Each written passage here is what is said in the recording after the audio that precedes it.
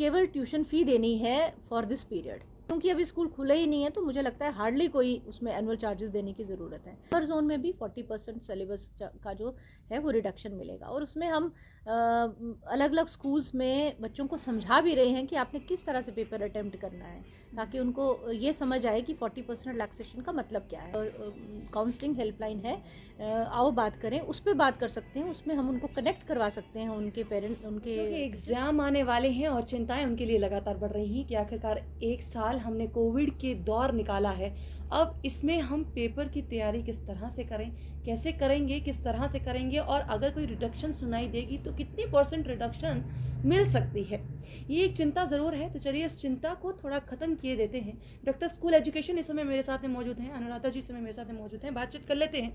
और क्या इस समय बच्चों के लिए कुछ निजाहत मिलने वाली है, तो वो जानकारी ले लेते हैं। मैम पहले तो आपका बहुत बहुत स्वागत है। किस तरह की निजाहत जो है वो बोर्ड क्लासेस को मिलने वाली है इस बार, किस तरह की तैयारी की गई है उनके लिए? देखिए, मैं इसके लिए आपको और आपके माध्यम से सब लोगों को एक चीज़ बताना चाहूँगी कि हमारे यहाँ पे जम्मू डिवीज़न में समर जोन और विंटर जोन करके 2 अलग अलग एकेडमिक सेशंस चलते हैं जी। और हमारा जो विंटर जोन होता है वो कश्मीर डिवीज़न के साथ उनका टाइम जो है पूरा सेम वही रहता है। तो हमारा जो विंटर जोन और कश्मीर डिवीज़न का सेशन है वो थोड़ा पहले चलता है, पहले ख़त्म हो जाता है। तो इसलिए उनके एग्ज़ाम्स जो ड्यू होते हैं नॉर्मली वो अक्टूबर नवंबर के आसपास उनके एग्ज़ाम्स होते हैं और वो कंप्लीट हो जाते हैं। इस समय उनकी छुट्टियां चल रही होती हैं, तो उस क्लॉक के हिसाब से ही हम चल रहे थे। और मैं आपको ये शेयर करना चाहूँगी कि एक बहुत बड़ी उपलब्धि है हमारे लिए, जो हमारे एडमिनिस्ट्रेटिव सेक्रेटरी हैं बीके सिंह साहब, हमारी चेयरपर्सन बोस हैं प्रोफेसर वीना पंडिता, उनकी टीम, और हमारे दोनों डायरेक्टोरेट्स, कश्मीर डायरेक्टोरेट और जम्मू डायरेक्टोरेट के जो विंटर जोन के हमारे सीईओज एंड सब हैं, और डिस्ट्रिक्ट एडमिनिस्ट्रेशन हर जगह की, कि कोविड के बावजूद और इतनी सारी परेशानियों के बावजूद मेरे ख्याल से शायद कंट्री में J&K एकमात्र ऐसी जगह है जहाँ पे एग्ज़ाम्स भी कंडक्ट किए जा चुके हैं, और थैंकफुली बिल्कुल इंसिडेंट फ्री रहे हैं और बहुत अच्छे से वो एग्ज़ाम्स कंडक्ट हुए हैं। तो हमारे पास ऑलरेडी एक एक्सपीरियंस है कि हमने वो एग्ज़ाम्स कैसे किए, तो उसी को हम रेप्लिकेट करेंगे समर जोन में, जिनके एग्ज़ाम्स अभी एक्सपेक्टेड हैं। अभी कोई फैसला नहीं हुआ है कि एग्जैक्टली कब वो एग्ज़ाम्स किए जाएंगे, बट आने वाले कुछ एक आध महीने में एक्सपेक्टेड हैं कि वो एग्ज़ाम्स हो जाएंगे।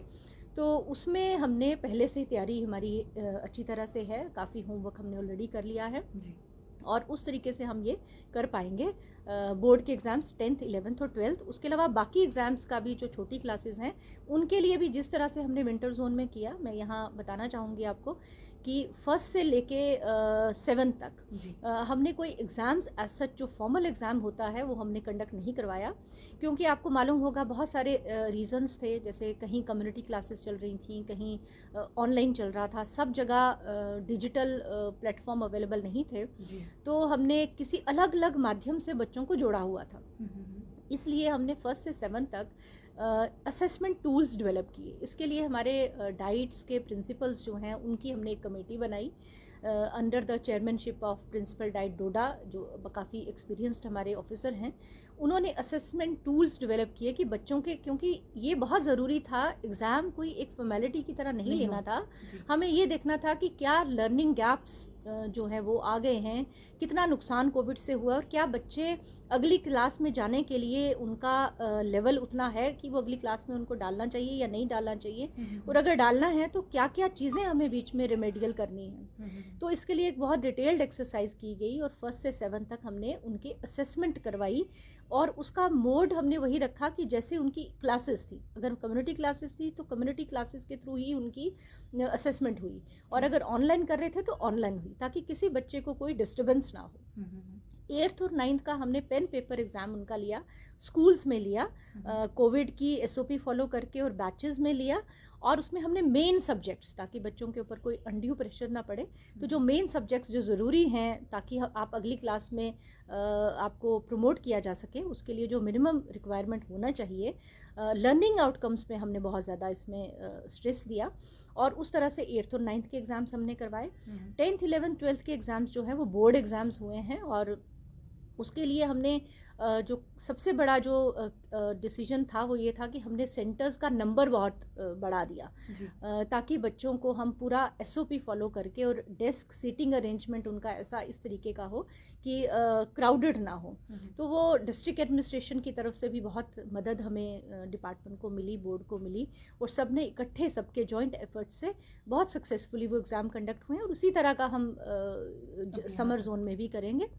आपने रिलैक्सेशन की बात की, तो जाहिर सी बात है कि पढ़ाई पे असर तो हुआ, पूरा कोर्स कंप्लीट नहीं हुआ होगा। तो बट जेके बोर्ड ने एक बहुत अच्छा डिसीजन इसमें लिया है कि उनको 40% रिडक्शन का उनका किया है, और उसमें कोई उन्होंने चैप्टर वाइज सिलेबस नहीं काटा है जी। उसमें उन्होंने 40% जनरल में रखा है कि बच्चे ने जिस बच्चा जो पढ़ पाया होगा उस टोटल में से उसको 40% का रिलैक्सेशन मिलेगा।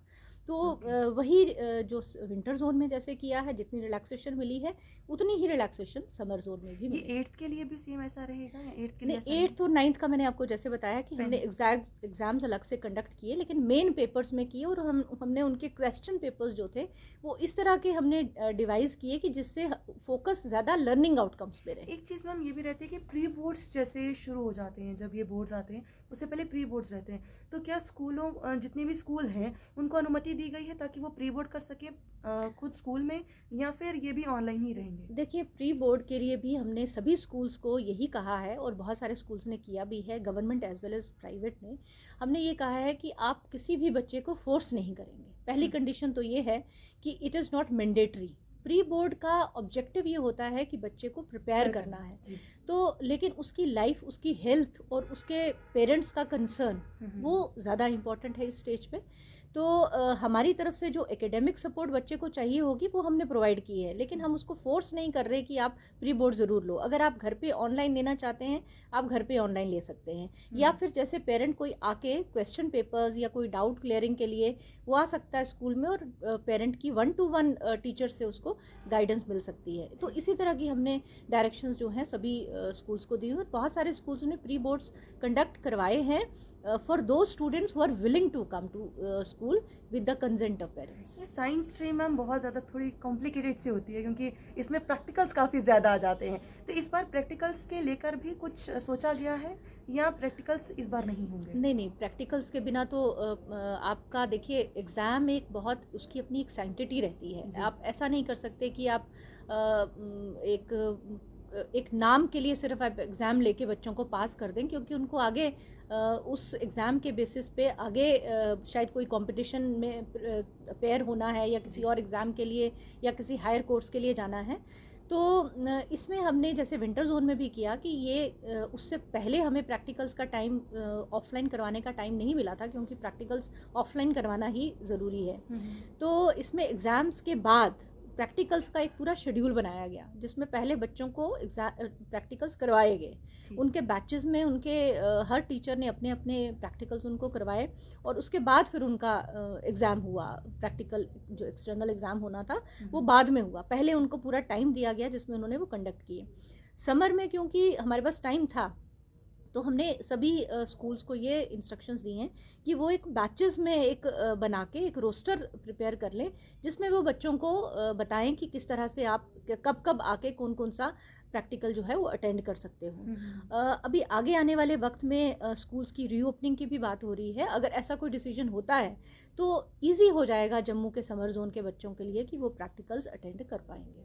मैम यहीं से एक अगला क्वेश्चन की शुरुआत होती है, क्योंकि जितने बच्चों के पास जाओ, छोटे छोटे बच्चों के पास, उनका ये होता है हम घर में बैठ के थक गए, अब हम स्कूल जाना चाहते हैं, तो क्या अब वो स्कूल जाने की उनकी छोटी सी जो मुराद है वो पूरी हो पाएगी?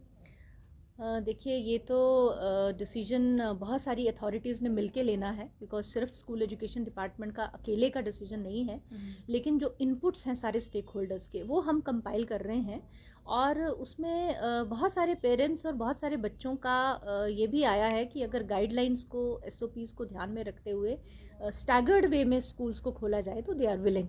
ऐसे इनपुट्स हमें आ रहे हैं। तो वो कंसोलिडेट कर रहे हैं इनपुट्स। उसमें क्या फ़ैसला होता है वो अभी मैं इस समय तो नहीं कह सकती, आपको बता नहीं सकती, लेकिन जो कुछ भी होगा वो सभी स्टेक होल्डर्स की मर्ज़ी से होगा। और अगर आपने मीडिया न्यूज़ में जैसे होगा, बहुत सारे स्कूल्स ने खोला, बहुत सारी स्टेट्स में स्कूल्स खुले हैं, बट हायर क्लासेस के लिए खुले हैं। वो इसलिए कि थोड़े बड़े जो बच्चे हैं वो अपना ध्यान रख सकते हैं, SOP का ध्यान रख सकते हैं।